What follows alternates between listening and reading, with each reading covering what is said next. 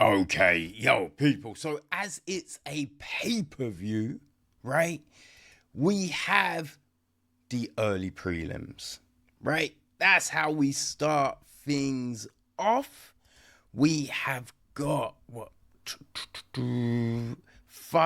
four fights. Four fights on the early prelims. We start off with the ladies.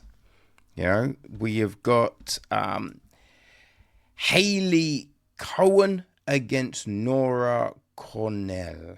So, all hail Hailey Cowan. Not a bad nickname, right? Not bad. Not bad, young Hailey. She's 33, 5'8", 69.3 inch reach.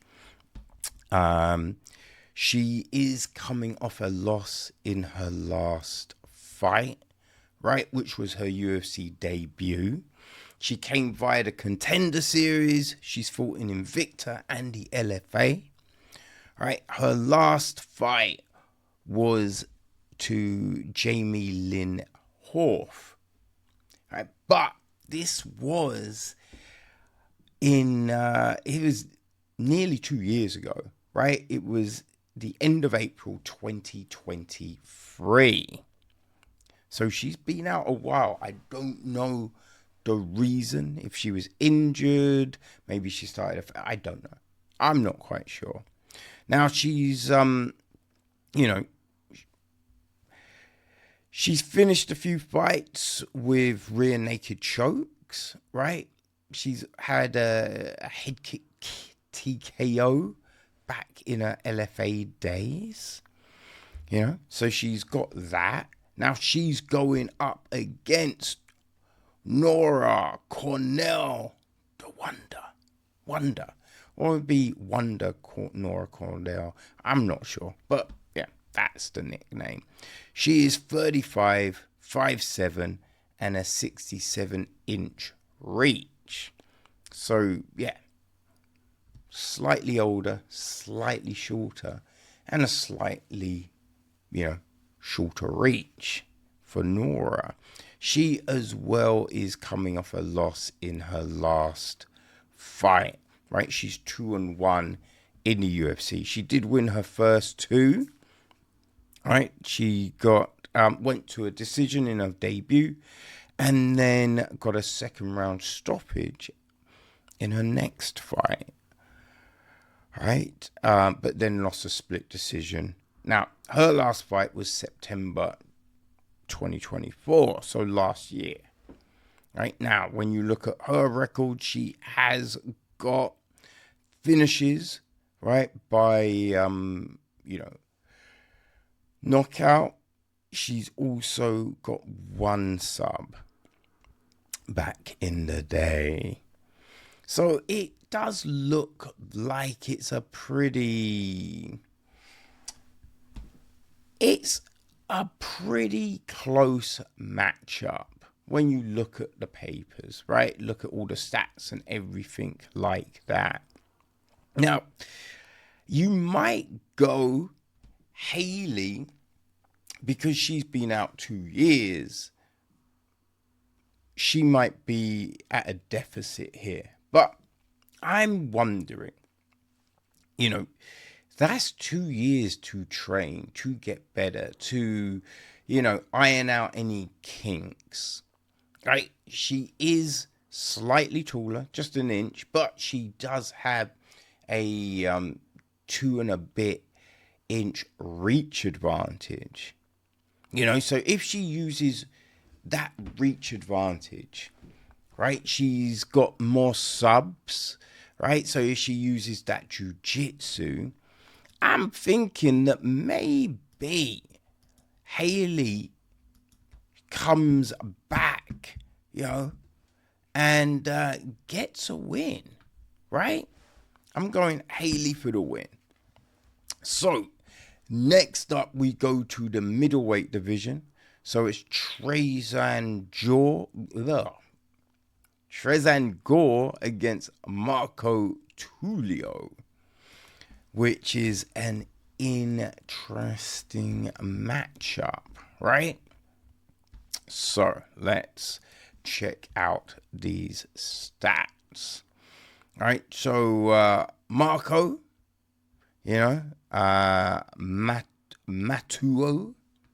I think that's how you say his nickname. Right, he is 30, 6 foot, 74.5-inch reach. He's on a 9-fight winning streak, which is impressive, right? Very impressive. Won his UFC debut, came via the Contender Series. And his last fight, that was in January, right? He beat Eor Pretoria, right? First round stoppage. His fight in the Contender Series, he got a second round stoppage against Matteo Dulcelos. In his LFA fight, he won via stoppage in the second. He has got a lot of finishes, right? He's ending fights early. I don't think he's gone to a third round, Actually, he does. He has 2 decisions, right? So he has gone to a third round, right? But, he's got hands. He is, though, going up against Mr. Vicious, Tresean Gore, who came via the last season of The Ultimate Fighter, right? He's also 30, also 6 foot. He's got a 75-inch reach, so half an inch reach advantage. He's on a 2-fight win streak. He's 2-2 in the UFC, right? He lost his first 2, which was the UFC fight, the Ultimate Fighter final fight against Brian Battle. And then he lost to Cody Brundage in the first round. But since then, right, he's put things together and he's pulled off 2 guillotines, right? Beat Josh Friend and then Antonio Tricoli, right? The Tricoli fight was November last year. So it looks like he's got a decent choke, right? Because Josh Friend is good on the ground. So to get, him in a guillotine, that's impressive, right? Now, as I say, he's going up against, the name has just gone out of my head. Marco Tioli, right? Who, he likes to finish. Right, he likes to finish. Looks like Gore likes to submit. It is an interesting situation. Now, Tulio is on a 9-fight win streak. Gore won his last 2, but he does have 4 fights in the UFC. Right, he does have that familiarity with the octagon. Right, and I do think he's got a wrestling background too. So I think I'm going to go with Gore for the win. I'm going to go Gore for the win in this one. All right. So next up, we go to the flyweights. Right? We go to the flyweights. And we have Sue Majori against Mitch Raposo in this one, right? So Mitch, he is 26, 5'5", 64.5-inch reach, coming off a loss in his last fight. Okay, he, lost. That was his debut in the UFC. It was to Andre Lima, who we know is legit. And that was a split decision. You know what I mean? So that's not bad, right? Before that, he's pulled off a lot of stoppages. He does have a few submissions in the arsenal, right? Now he is going up against the Tibetan Eagle, Mudaerji, right? Who is 29, 5'8", and a 72-inch reach. Now, Mudaerji, right? He's 3-4 in the UFC. He's coming in on a 3-fight losing streak. Now, that was to Matt Schnell, Tim Elliott, who both caught him in a sub, and then Charles Johnson. And I think he did well in the opening round against Johnson, but Johnson's a dog, right? And Johnson came back and got the win. So that was October last year. So yeah, it's an interesting one, right? I think he needs this win, right? Mudaerji, he needs this win. He's one fight by a knockout, right? He's got a lot of stoppages before the UFC. Does have that. But this is definitely a tough fight for him, right? It's a tough fight for him. And I'm not sure things are going to improve. I am going to throw my hat with Mitch to get the win in this one. Right, so our headline fight of the early prelims, we go to the middleweight division again. Right, we have got how do we say this name? Oh my gosh. I don't even know how people do this a lot of times, man. The names can be so difficult, right? It's Sedriques Dumas, I think, against Michał Oleksiejczuk. Okay, so who's Michał Oleksiejczuk, who I do hear is now with the Fighting Nerds, right? Which, that could be a good look for him. He's 30, 6 foot, 74-inch reach. And I say it could be good for him because he's on a 3-fight losing streak, which, that is tough, right? He definitely needs a win here. I definitely need to win. He's 7-7 in the UFC, with 1 no contest.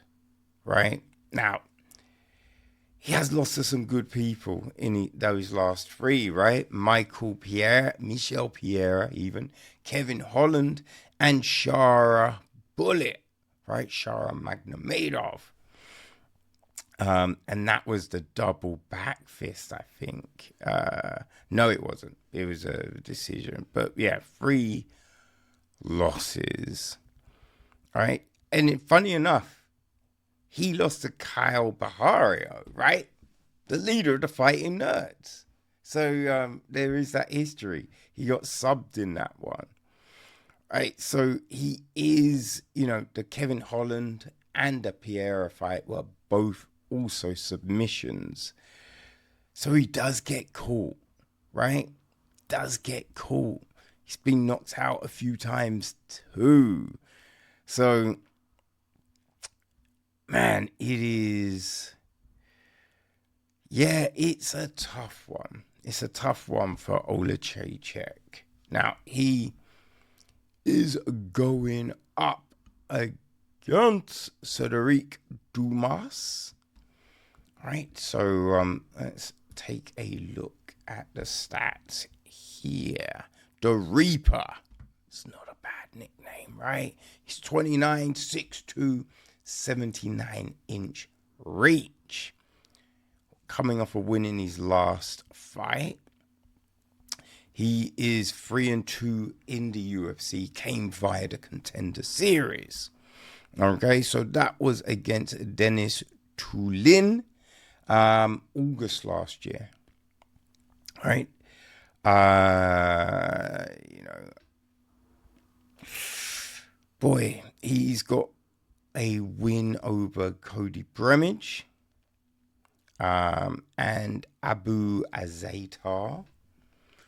Both not bad fighters, right? Lost to Nusaleen Ruzabev, who is very good. Yeah, I don't know, right? He got a guillotine on the Contender Series. Has a few knockouts, you know, in the regionals. It's an interesting fight, right? I think every fight is going to be tough, right? There's no layums in the UFC. Though I do think this one it's a good fight for Oleksiejczuk, you know? It's definitely a good fight for him.